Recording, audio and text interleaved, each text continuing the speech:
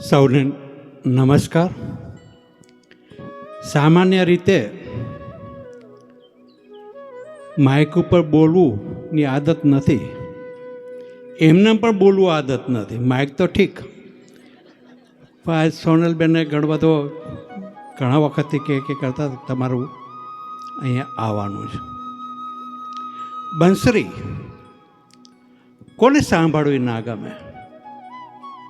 સૌને ગમે. એવું જ બંસરી ગ્રુપનું છે.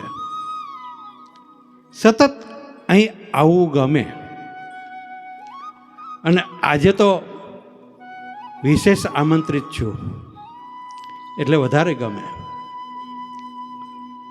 બંસરી ગ્રુપ સાથે 5 વર્ષથી જોડાયેલો છું. ખરેખર યોગેશભાઈ અને સોનલબેન ખૂબ ઉત્તમ કામ કરી રહ્યા છે.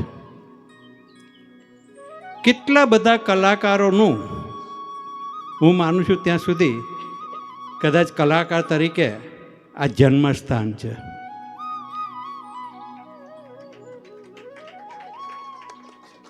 માનવ જીવનમાં પગ પકડવાવાળા તો અસંખ્ય છે,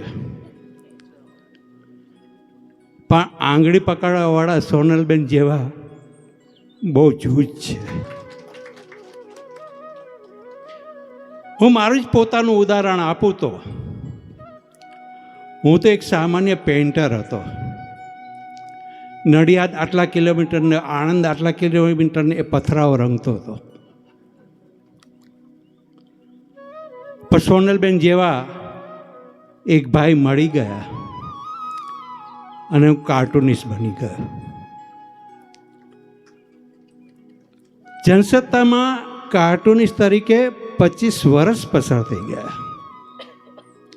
અને જેના સાક્ષી પેઇન્ટરમાંથી કાર્ટૂનિસ્ટ બન્યો એના સાક્ષી અહીંયા નસીબ જોગે હાજર છે, શ્રીમતી લાભુબેન મિસ્ત્રી. બંસરી ગ્રુપના યોગેશભાઈ પાસેથી આપણને જો શીખવું હોય તો કઈ રીતે કેટલું સારું ગાઈ શકાય એ આપણે શીખી શકાય. અને સોનલબેન પાસેથી શીખવું હોય તો કેટલું શિસ્તથી સાંભળી શકાય.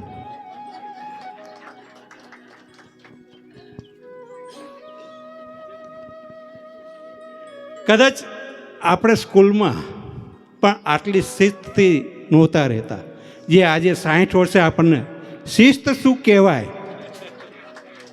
એ 60 વર્ષે શીખ્યા. બંસરી ગ્રુપ ખરેખર સિનિયર સિટીઝનો માટે હું માનું છું ત્યાં સુધી મેડિકલ ખર્ચના 50% બચાવે છે.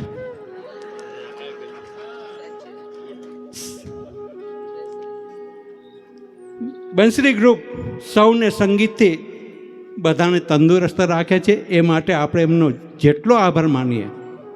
અને સાચું સુખ તો આ જ છે, તંદુરસ્તી.